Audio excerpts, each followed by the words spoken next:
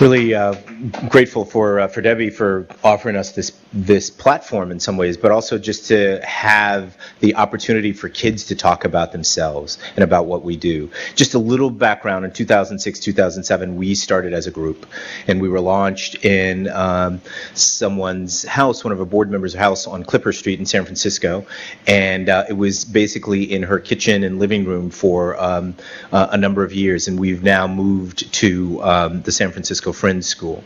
But it starts usually at the beginning of the school year, and it's once a month. And these kids have, many of them have been coming over and over and over again during that time.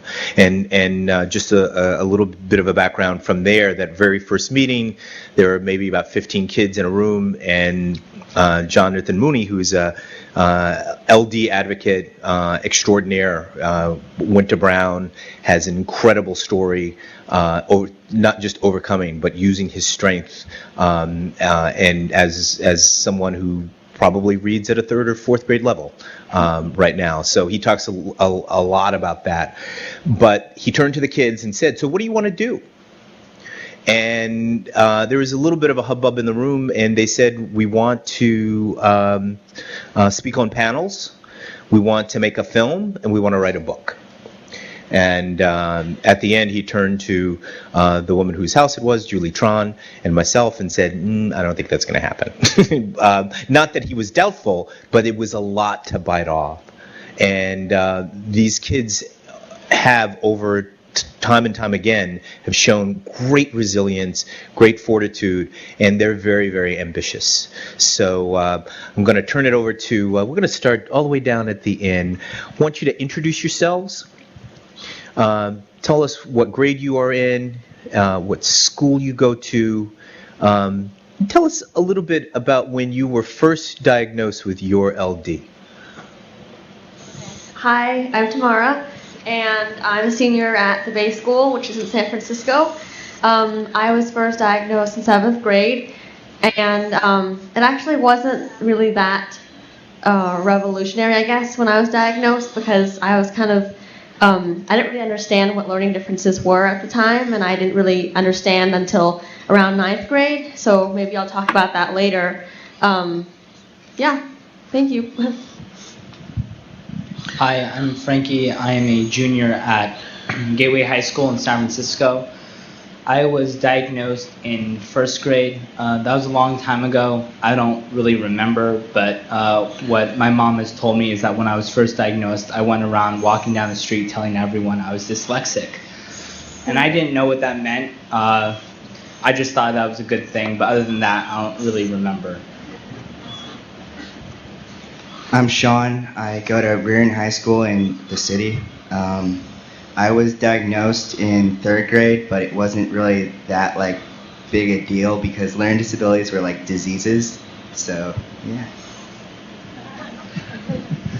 I'm Annie. I go to school in Marin County. I technically go to 3 schools right now. I have 4 independent study classes, a class at Redwood High School, and a class at College of Marin. I have dyslexia and something called Scotopic sensitivity syndrome, which is kind of a reading disability. It's basically like, the salt and pepper on a TV when the cable box is unplugged. It's kind of like that, only everywhere. And so on pages, it makes it a little hard to read. I was identified in the end of 6th grade, and prior to that, I really thought I was stupid, thought I was going nowhere. I was failing classes, I could not read, I didn't know my math facts, couldn't spell, and school was my least favorite thing in the world. And so when I was identified, it was definitely a relief to know the cause to all of my school struggles, but it was also a little bit scary because I thought dyslexia just meant oh, you're kind of, not as good as everyone else, but turns out that wasn't right. Hi, I'm Mia. I'm a freshman at Redwood High School, and I have ADHD and dyslexia. And when I was first diagnosed in the end of 4th grade, beginning of 5th grade, it was kind of a relief because I always had a lot of trouble with spelling and math facts, and I could not memorize anything. But I also thought it was kind of this really cool special club because my sister Annie, she had gotten diagnosed, and I figured anything that Annie had, that was awesome. So dyslexia. Oh my gosh, that's so cool. Hi, I'm Fiona. I have quite a few learning disabilities: ADHD, dysgraphia, probably, and sensory integration disorder, and some processing disorders with my memory and stuff. Oh, and I'm a senior at the Bay School with Tamara. Hi, Tamara. And I was diagnosed, I think, when I was like in 4th grade. Is that right, Mom? Okay, she nodded. So that means that I'm good. And I was in 4th grade at the time, so I don't really remember it. But I do remember it really kind of changing when I went to 6th grade, and then I started taking ADHD medication. And that really helped. But I've really gotten improved with my learning, in terms of my learning disability, by going to S.A.F.E, so. I want everybody to answer this one as well. Talk a little bit about school challenges. How sort of when you first noticed, if you did, because maybe some of you have not, but when you first noticed through your learning difference, learning disability, how school was challenged for you. So I think for me the main thing is just taking a lot longer to do work than other people, and I noticed that already I guess when I was in middle school, because we always had classwork to do, and I always had to finish it during lunch or finish it after school, so that was kind of frustrating. Another thing is that I have a hard time memorizing math formulas, so even though I would say it to myself again and again or write it out again and again, it just wouldn't stick. I think those are the two main things.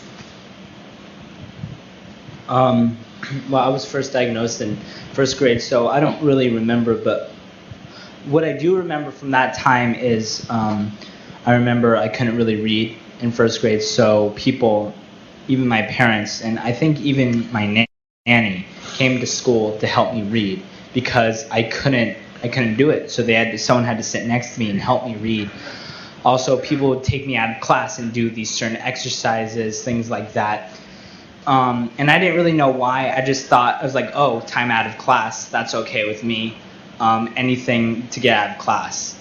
And then I started taking ADHD medication when I was in maybe 2nd grade, maybe 1st.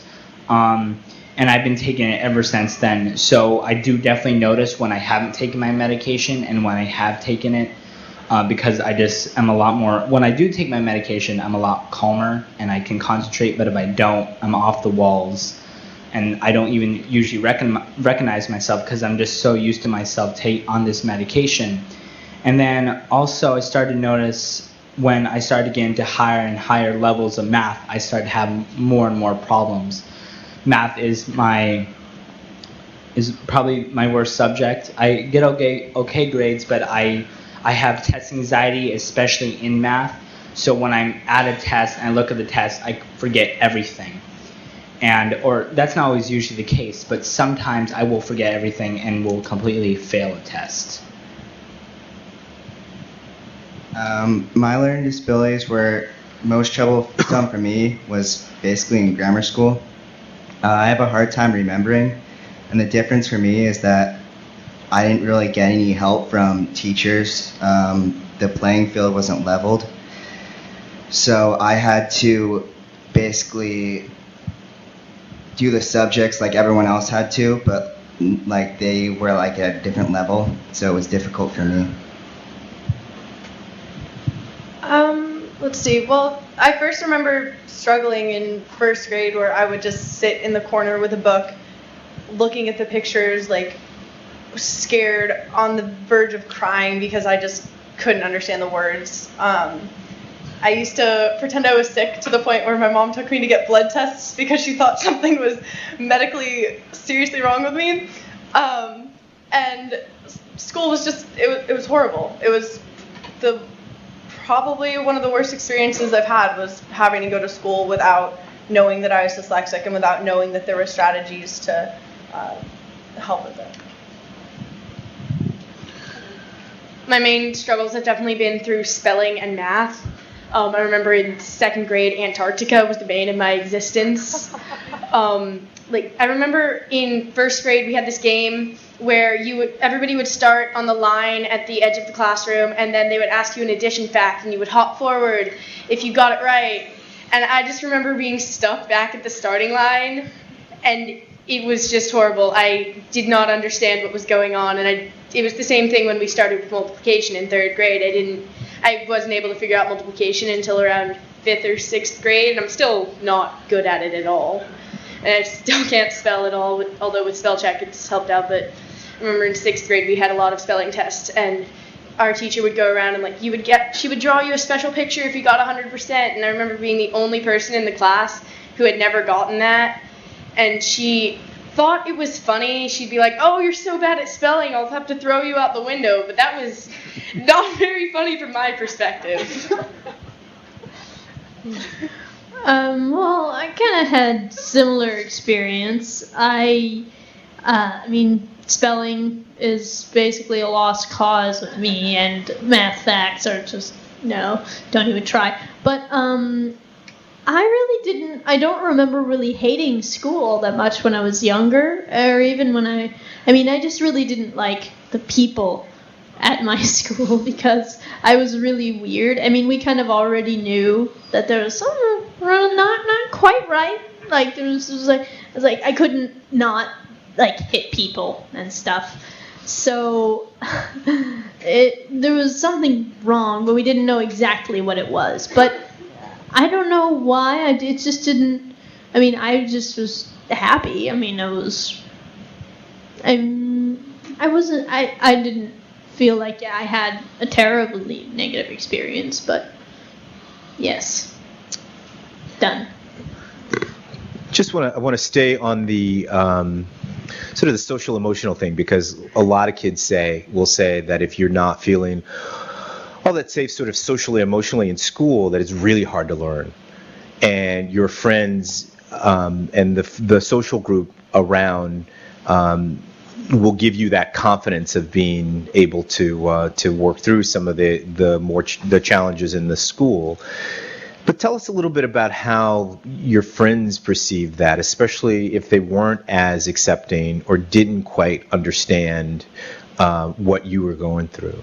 Could you tell us just maybe some time in your educational life, maybe in the classroom or right out of the classroom, where kids maybe were less than kind, and what did that look like?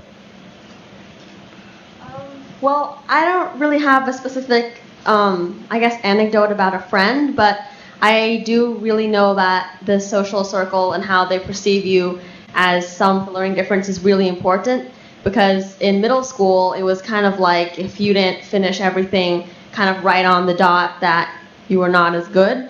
And so I had that kind of thing going on with me. But then when I was in high school, my first year, things started to change a little bit, because the people at my school were really accepting of learning differences. Actually, a third of them have learning differences, and they all would just say it. Kind of, it wasn't a big deal. No one stared at you.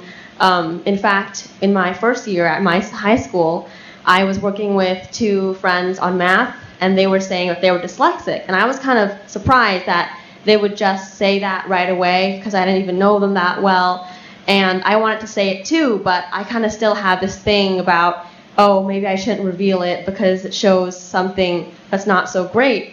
But I realized that over time, just saying it is really empowering. Just if I want to say that I have a learning difference to someone, then I want to say it, and it feels great. And I know that other people will feel more comfortable when they hear someone else say it. So it just kind of builds this community of people that really are accepting, that they're proud of it, and it's really contagious. So I remember probably the time I was probably the most criticized for my learning disabilities was probably in 1st grade. Although I don't really remember, I was probably most definitely really thought as just the really weird kid, because in 1st grade my teacher didn't know how to teach me at all. Her solution for not having to worry about me was putting me in the back of the room with a box of Legos. And everyone else would be doing a class activity. And I couldn't do that. So she thought, okay, I'm just going to put Frankie in the back of the room. And I'd be by myself in my own world. And I thought it was great. Because I was playing with Legos. What kid wouldn't want to play with Legos in school? And then in 2nd grade, I went to a school called Charles Armstrong. And that's a school for kids with learning disabilities in Belmont, just north of here. And so every kid was dyslexic. So almost every kid was the same. So during that time, I wasn't really, everything about dyslexia was normal. So there wasn't really anything about that was weird. Then I got into high school, and that was the first time I actually went back into the public school system. So I was very nervous about that. And after I joined S.A.F.E, I started realizing that advocating for myself and being open is very important. So I'm very open about my learning disabilities when it comes to school. And I'll tell that person, okay, I have this learning difference. It's going to take me longer in order to do this. So you may need to help me, and you may need to be patient because I'm not going to do it as fast as you. And I'll tell that person that, and a lot of my friends are very helpful. They'll help me. They'll sit down with me. They'll be patient. So, and 30% of my high school has a learning difference. So, the people at my school are very supportive. So, I talked about my grammar school being like no one really knew anything about learning disabilities. So that kind of hurt me in a way because I didn't really know of anyone that had learning disabilities. I thought it was just me. So I would honestly use that as an excuse for not being able to do my work, or I would say like, I can't succeed. I'm just going to blame it on learning disabilities. So it was basically not until high school when I realized that like when I was put in a group, it's called the Resource Specialist Program. There are like 100 people in that group. So it made me realize that I'm not the only one that has these difficulties.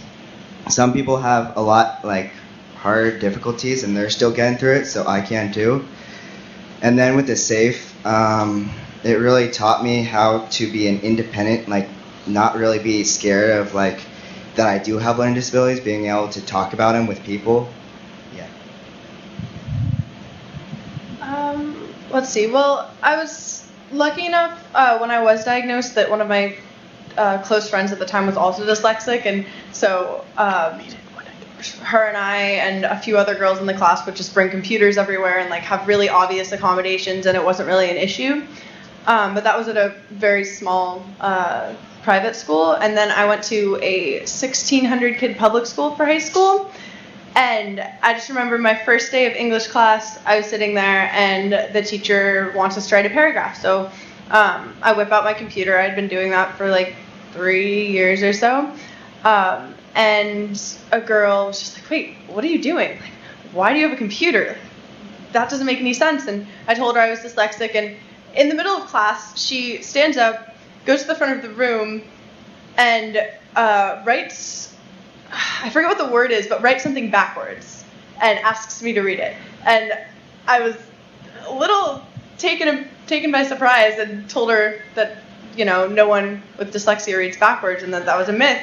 And she just kind of shrugged and she's like, oh, well, that's really weird. Like, it was a little uncomfortable. When I was diagnosed, I didn't really have much of a problem with it at first because, you know, my sister had it and everything. But I feel like nobody came up to me and said things like, oh, so you read backwards, and like, oh, you're stupid because you have an LD. It was just kind of a little bit like the little side glance that you get, like in math, when you go up to the board and you do the problem wrong, because you say like 2 + 3 is 6 or something, but they just kind of look at you like, what are you doing? And so they don't exactly say it out loud, just like the little sideways glances occasionally. That can be a little bit stressful, but over time, I got like really comfortable with it, and I would tell anybody who listened, like, oh, I have dyslexia, do you want to know what it is? I go to this thing called S.A.F.E, it's so awesome, you should check it out. And then, since that was at the small 45-kid class school, and now I go to a giant public school with almost 500 kids in my grade, and I remember it was like Friday, I think. My friend comes up to me, "What are you doing over the weekend?" I'm like, "Oh, well, I'm going to the CHAD conference." And she's like, "What's that?" I'm like, "It's this ADD conference." She's like, "What's ADD?" I'm like, "It's for kids with LD." She's like, "What's an LD?" And I try to explain it, and she just kind of looks at me like, "Oh, I love mentally disabled people." Like, she literally says that to me, and I just kind of look at her, and she looks back at me like, "What are you talking about?" Well, well, I never really got made fun of specifically because of my learning disabilities. I just got made fun of because I was weird, and yeah. But, I mean, I kind of feel like it's not really about other people being mean to you. It's more about kind of you being mean to yourself sometimes, as you think, like, oh, well, I mean, if it doesn't really make any sense if you can't, I mean, I can't do this thing and blah, blah, blah. I mean, I'm never going to get fixed. And I feel like I didn't have that as much as a lot of people, but I do feel like it's a problem for pretty much anybody who has an LD, because the way that the world is structured is it's kind of, you can't, you still have to, like, work to fit in and to have the system work for you, and that's hard. It is really pretty challenging, huh? Just to have, to go through what kids go through just on a daily basis, but also to have the extra stress sometimes of knowing that you learn differently than at least 60% of the kids in the room, if statistics hold true, and maybe even more. You are all playing with stuff, I see. People notice that. You all have little gadgets in your hand, or little things in your hand, many of you. Tell me a little bit more about, things that help you. Tell me a little bit about your accommodations and any sort of assistive technologies that you use. Okay, so I mainly use audiobooks to read. I think I'm pretty much like the audiobook queen at my school, because every time I have a new novel, I always order the audiobook or get it from the library. And I started doing that only last year, and I don't really know why I didn't do that before, because it's honestly the best thing. Like, you can hear the people. It's almost like watching a movie without the pictures. So it's really cool.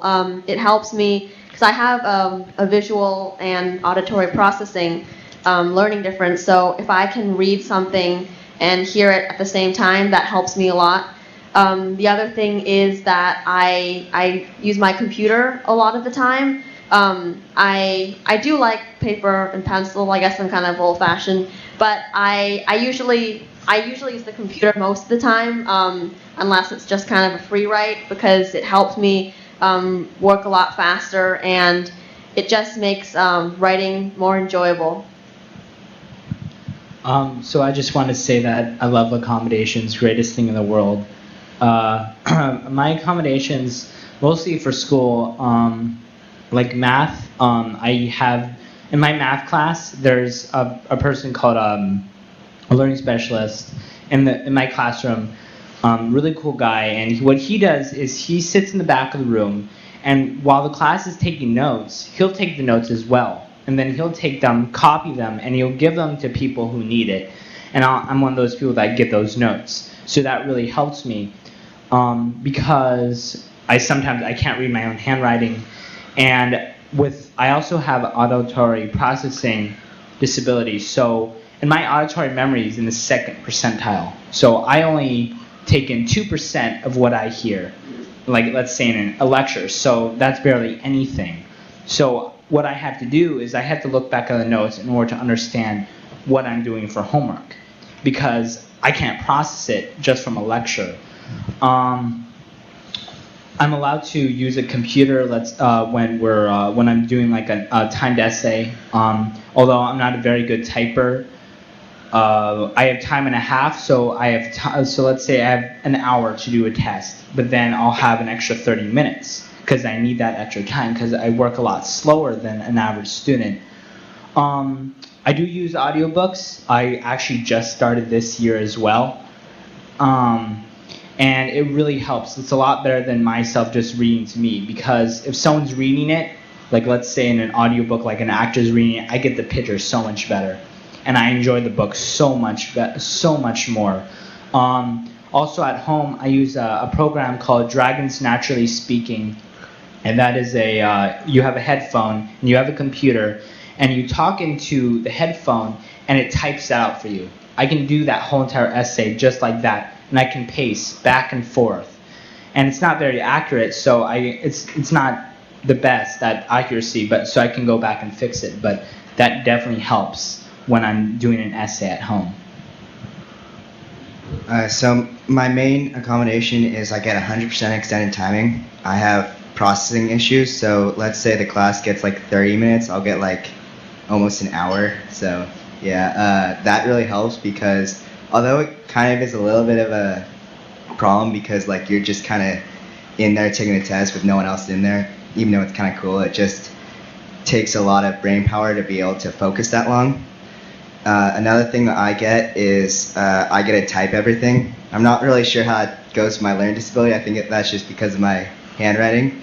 And then the last accommodation that I get is I have like one-on-one testing, which is where when I'm taking a test, a teacher will read the questions for me, because a lot of time when I read the question, I'll have to read it like 10 times before I even get like the gist of what the question's asking.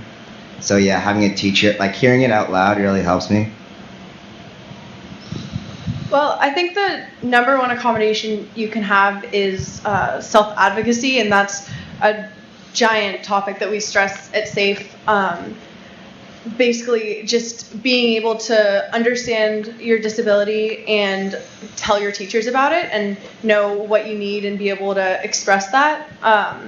I know for me, every year I send an email to my teacher.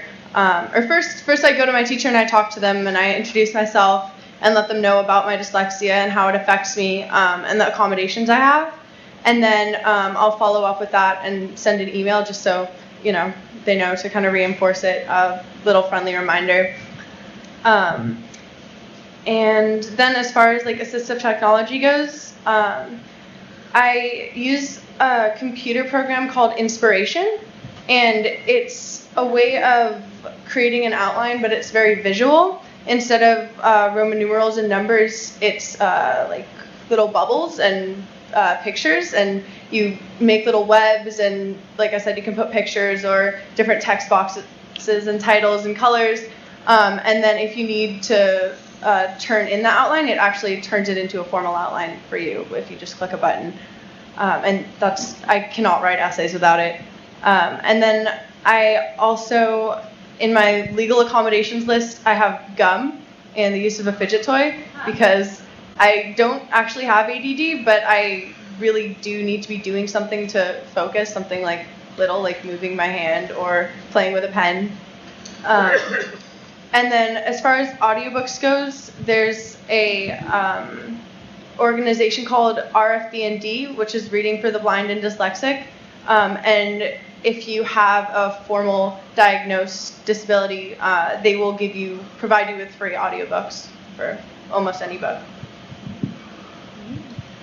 I, like Annie, have illegal documentation of using gum and fidget toys. I actually just have buckets and buckets of them in my room. I go to the dollar store and buy out everything they have, like these and Silly Putty, and I'll buy my gum in bulk at Costco, so I always have it.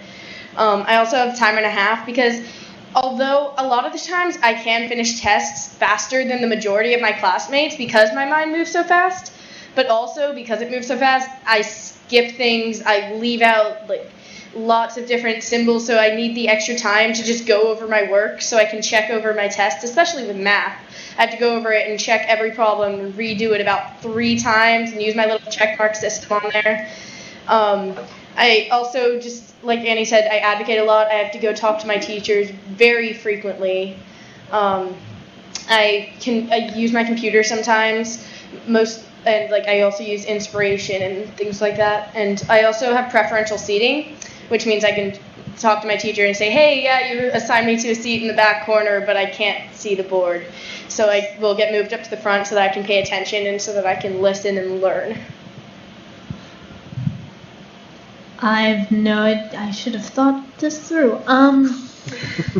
Well, I get time and a half, like pretty much everybody else, and I get a laptop accommodation, which is really not unusual for my school because they give us computers, so almost 100% of everything is done on the computer, unless your teacher is really weird and makes you write out essays, in which case you're like, I have an accommodation? Yes. So, that's nice, once in a while. But I think what I think really helps me most is visual stuff. So that includes like when we watch movies. I don't have like an accommodation for this, so I'll just ask out of curiosity, and I'll ask, can we have the captions on? Because that's one reason why I love watching foreign movies in class, is because they always have the captions on, and I love captions so much, you guys. Oh my god. Oh, by the way, Google, you really need to improve your the caption thingies. They're just but anyway,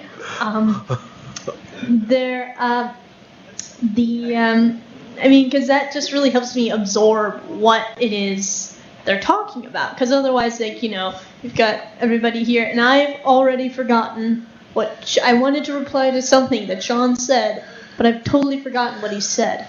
And if I had had captions, I would remember.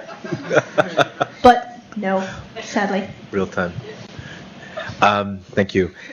A couple of just sort of points of clarification. RFB&D, which is Recording for the Blind and Dyslexics, is now called Learning Ally, and it's been around for a long time. Recordings for the Blind, and their whole business plan is they're just all of these volunteers, and they're recording just about every book that's imaginable. If it's not out there like a textbook or even a novel, they'll put it on for you, which has been great. And they've been a really great friend of PEN, of the Parent Education Network.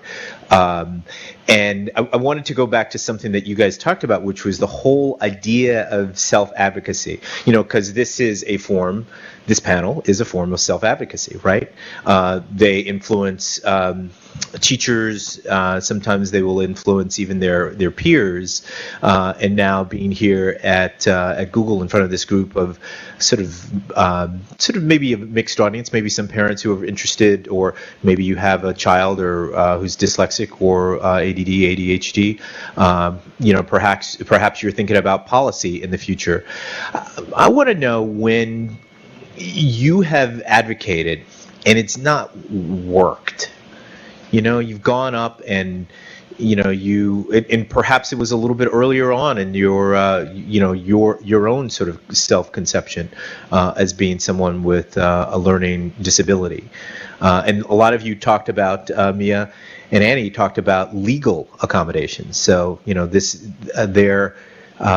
there is an evaluation, psychoed evaluation, or sometimes even input from a medical doctor, this is the law of the land with ADA, the Americans with Disabilities Act. But tell me about a time when you have advocated for yourself and it hasn't worked, and what did you do next? Well, I don't really have a situation where it didn't work, but I do have a situation where it was a little bit tricky, at least in the beginning, because I had this teacher, a new teacher, and when we were doing a timed essay in class, she said that I and this other student who has a learning difference, that she said we didn't need the extended time and that we would finish. And so I guess me and the other student immediately leaped up from our chairs and told her that we need our extended time. And I mean, to put it bluntly, it's not really the teacher's opinion, because it says in our learning plan that we need this, and then she let us have it, so I was happy. I haven't had a time where it hasn't really worked, but I do have a 504, which is basically an IEP, and that stands for individualized education plan, I believe. And so it's a legal document. I have a legal document saying that I need these accommodations. So there has been times when I have walked up to teachers, like my Spanish teacher, And I've told her I need this, and she says, why? And I said, I have this learning disability and learning difference, and I need this accommodation in order to succeed. And she'll be like, it's fine, you'll do fine. It's like, well, I have a 504 saying I need this. And she said, it's fine, Frankie, you're going to do fine. There has been times when I'm just like, screw it, I'm just going to stay in the classroom, and I've done fine. But so sometimes I don't even bother going to her and asking her. I have had problems with my science teacher on freshman and this year about accommodations, because he's just he's just not the very nice guy. He's not the best guy. He's very intimidating to go up to and saying, I need this. But other than that, nothing really bad for my accommodations. So the only time that accommodations hasn't worked for me was when we have like an RSP room, which is where like all the learning disability kids can go to take tests, do homework, study, to kind of get away from like if they need accommodations done. And the only time that hasn't worked was when a teacher like thought that I didn't really need to go because the test was only like it was a really short test, but still I would have liked to have the one-on-one testing because that would really help. But so what ended up happening was I took the test in the classroom, but then I've learned that teachers are like a lot more accommodating when you go to them after school. So I let them know that this is what I need to be able to succeed, and they ended up being fine with that. Let's see. The first time I self-advocated was in the end of 6th grade, and I had never talked to teachers in my life, and I thought it was the scariest thing in the world. And I went up to my science teacher, and we had a poster assignment where we had to draw pictures and handwrite things. My topic was a jellyfish, and one of my main accommodations is the use of a computer because my handwriting is just horrible, and I can't spell to save my life, and it doesn't matter. That doesn't show how smart I am. So I explained to my teacher that I had just been diagnosed like 2 weeks ago, and that those were my accommodations. And she was almost acting like I was trying to get out of the assignment or make it easier or try to cheat, and she didn't give me the accommodations. I got a D on my assignment, and I just cried for days. Like, it was horrible.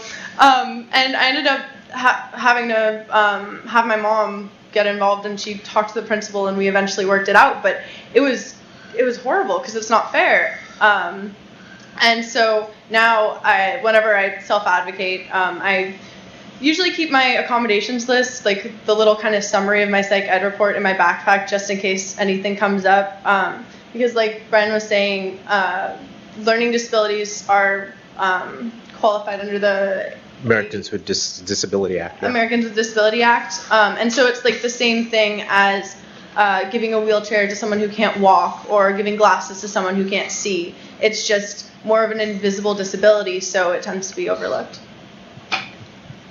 One of the main times that my accommodations haven't worked for me is this year, because I moved from this really small 45 student class. Teachers knew me, they knew my accommodations by heart, they knew everything I needed to succeed, to this huge school. And so the first day of class, I went down to all of my teachers and I explained my accommodations and my LDs and what I needed from them.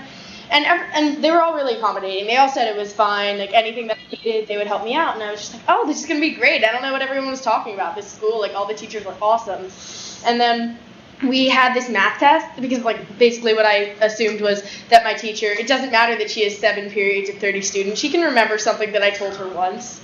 So we had this math test where we had a substitute teacher.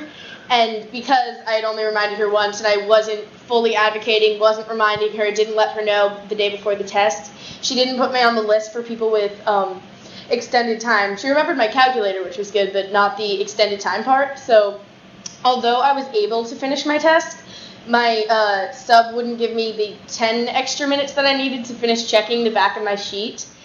And literally I only needed 10 minutes like during lunch or something, and those few problems where I wasn't able to check over were the only points that I lost on the test. So that was just a little bit annoying, but from then I've learned that I just need to go back and tell my teachers really frequently. Every time I need something from them, I need to let them know.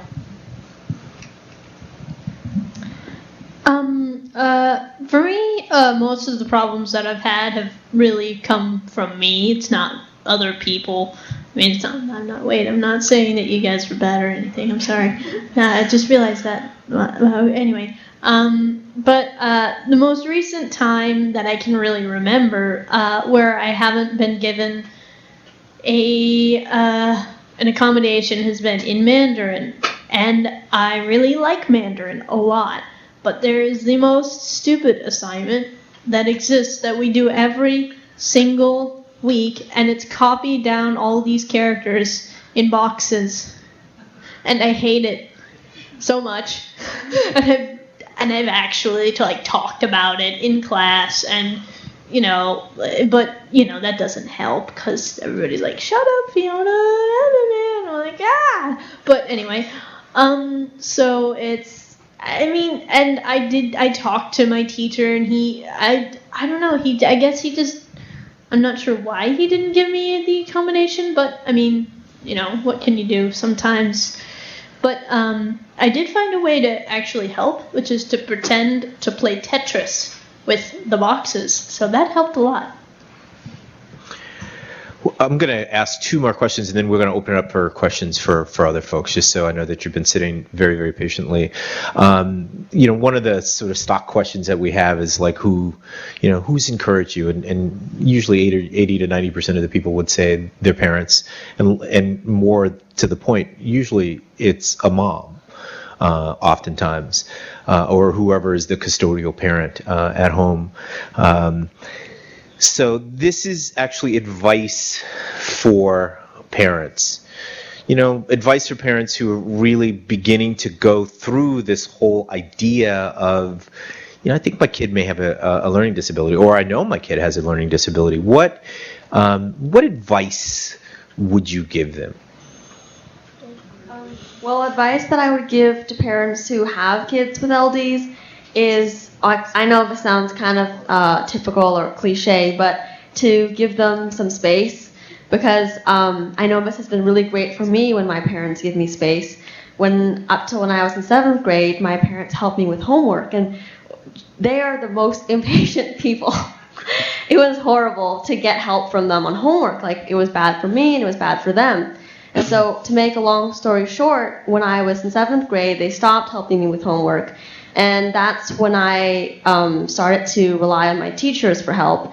And I've always had really great teachers. I always ask them my questions right then and there, even when I feel self-conscious, because I know that when I'm home, I'm on my own. I'm not asking my parents for help, so I need to know how to do the work before I get home.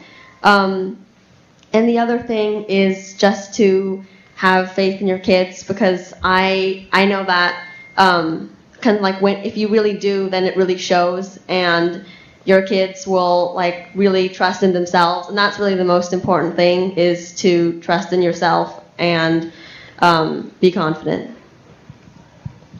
My advice for parents is really get to know your child and what their difference is and what they're dealing with, because it's important to understand what they need and what they are going through, and it's important to know that, because then you're not going to be able to help your child. And that is always one thing my mom has always done, is she knows what I have, she knows what I need, she knows what I struggle with, she knows what my difficulties are, she knows what my strengths are, and without that she won't be able to help me. And tell a teacher, or even maybe tell a tutor who I've recently gone, that this is what he needs. He needs this. He's not going to be able to understand this unless you do this, this, and this. So also just, when they are having trouble, especially when a child is recently being diagnosed and they're at an older age, it can be one of the hardest things to go through. So just being there for your child, saying that we're going to figure this out, we're going to get accommodations, we're going to get everything figured out with the school, that also really helps. So one thing my mom especially tells me when I don't really do well on papers or tests is like, okay, like you didn't do too well, but how are you going to make it better? Like, what are you going to do to make the difference? And that kind of helps because she's not like, she like, to me it like encouraged me that like she has supported me that I can succeed and that I can do it on my own. Like, I just think that that's great that like I know that she has my back.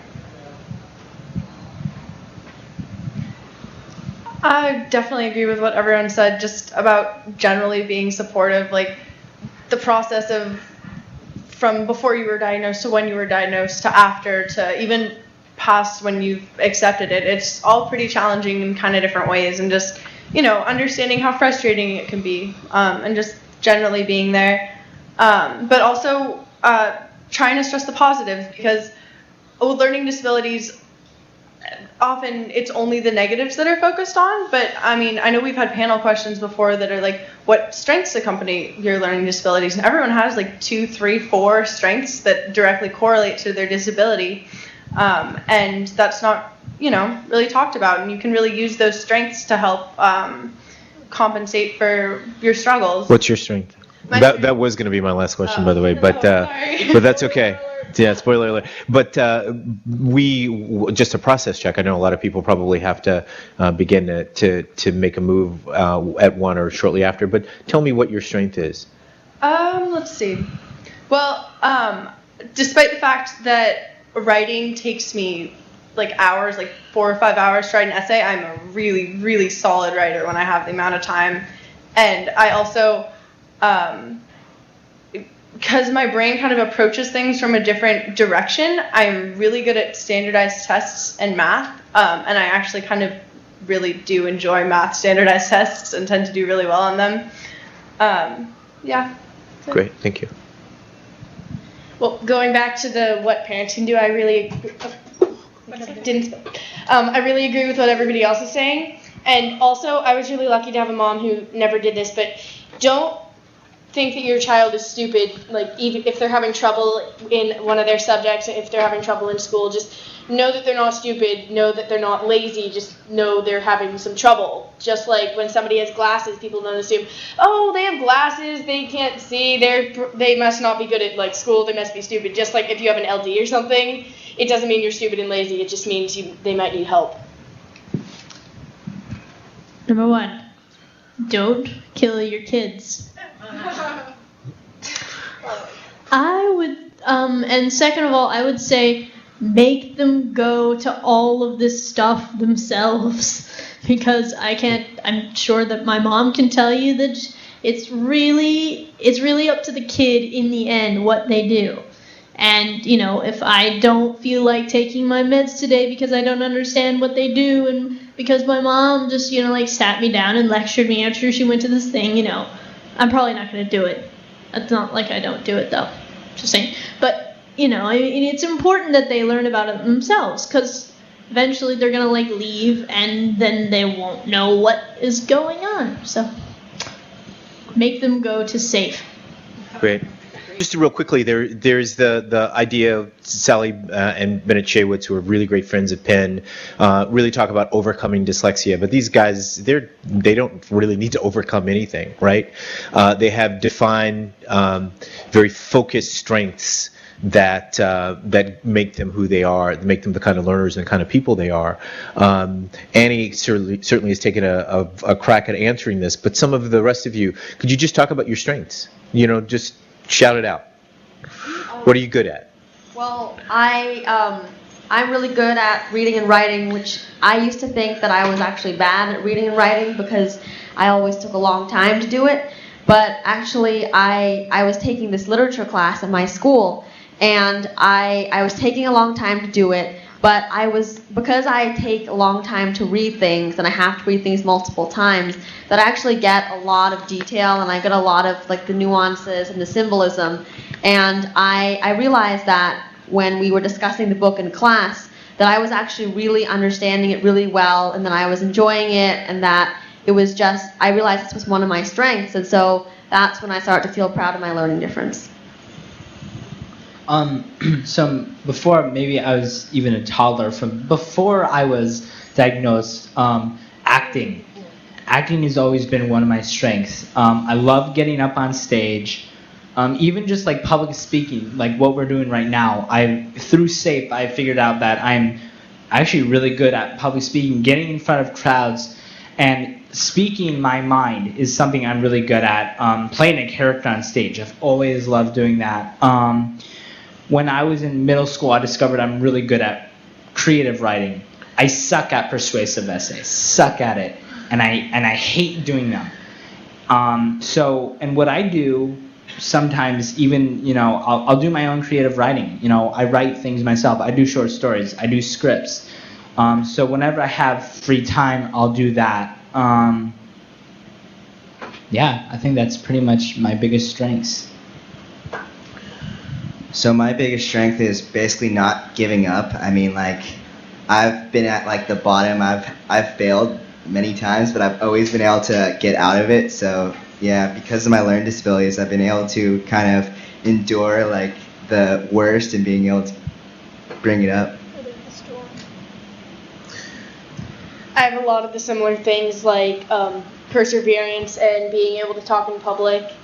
And like advocate for myself and be able to tell people what I need and how they can help me get there.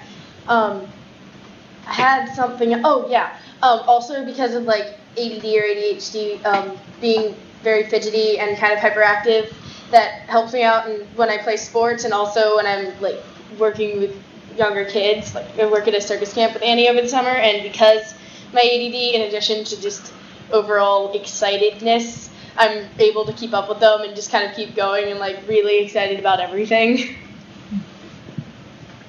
I kind of have, like, this is sort of relating to what Frankie was saying, is that I'm really good at acting, but it's mostly because I'm really good at understanding what other people are feeling. Like, I'll kind of take the time to really think through what other people or what other characters are kind of why they're doing the things that they're doing. And I think that's a really big strength that I have too. So that's, yeah. Any other questions?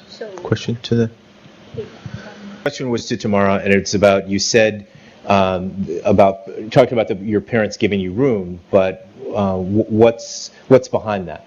Okay, well, I've never answered that question before, so I'll just do my best. I've never consciously thought about it, but I feel like I really appreciate when my parents understand my learning difference, because I think that sometimes it's kind of hard to understand. And so when they do, I feel really happy, because sometimes when they ask me a question, and you know how people, when you ask them a question, they kind of expect an automatic answer, but I'm not really good at that. And so my mom and my dad understand that I just need a little longer to think about it, and it's not that I'm ignoring them. So I think it's a combination of kind of supporting them, because I know that I can talk to my mom whenever I need to, and also I guess a combination of that and giving me room. So I guess it's kind of nice that I can always go to them, and they'll check on me once in a while. Yes, sir. I guess the question was the turning point in your lives when you decided to either go in one direction or not, right? So when you decided that you were either going to bomb out or you were going to really tackle this head on. So Fiona, want to start off with this? Well, I would probably say that it was the fact that I really, really like learning. And if you really like learning and you really like even if you're not good at reading, but let's say that you really like what books have to say, if that's what really makes you happy, then you'll be willing to go through a lot of stuff. I mean, like if people alienate you, you've always got books. Books are your friends because books are awesome. Even if they don't have words, they can have pictures. Pictures are nice. But yeah, I mean, overall, I would say like it's hard. I mean, to raise a kid to, be motivated even if they don't have a learning disability, how do you even do that? So Right. you're on your own. Tamara? Sorry. Go ahead. I think that one of the main turning points for me when I stopped going, I don't really care, I'm horrible at it anyway, why even try, was probably when they stopped testing us on math facts for speed. Because I remember in 4th grade, math minutes, 30 multiplication facts in 1 minute. I think I accomplished 3 over the course of the year when my classmates, they got to like the 60 division facts. So once they stopped testing us, first testing us on spelling, just like tested them, and also when they stopped, like just basically the memorization and more to the thinking about it. And like, I really enjoy learning, I really want to learn, but so I think once they stopped doing it for facts and a little bit, and once learning turns into more concepts, ideas, and what your opinion is, that was my turning point. Basically, I mean, it wasn't like just a moment or anything, but it's kind of the process of going from like having all these struggles and realizing that there is a reason, and then understanding what that label means. And then like when I was diagnosed with dyslexia, I eventually read through my psych ed report. My mom became really educated and was able to really help me like learn what it is. And once you do know what your label means, you're able to figure out kind of like accommodations and strategies and strengths. And then once you have those strengths and strategies, the playing field's kind of leveled and everything just doesn't seem so impossible anymore. And it's just not as intimidating and a lot easier to tackle. So the turning point for me was probably when I graduated from 8th grade, because I decided that I can be whoever I wanted to be. I wasn't constricted to like, oh, he can't learn, let's just kind of give up on him. So it was basically that when I basically said, okay, I'm gonna be this straight A student, I'm gonna be the smart student there.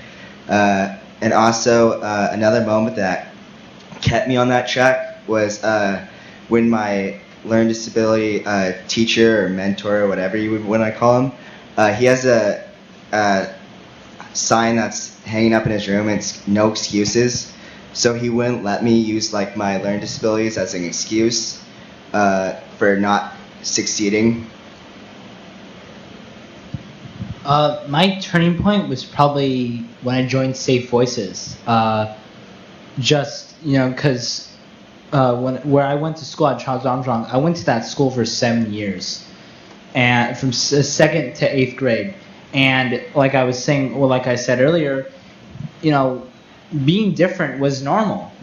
So it wasn't. I didn't really think about it until I got into high school and I joined SAFE.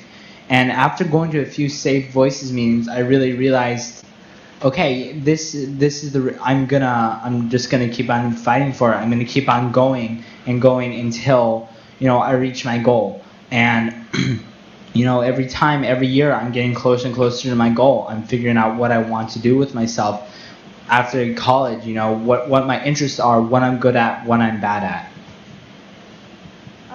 So I think I kind of have one specific moment, which doesn't sound like a big deal when I'm saying it aloud, but it was a pretty big deal for me. I was reading this novel by Toni Morrison for the first time, and it was, in the beginning I was like, oh man, this is so hard, like all the symbols, I don't get it.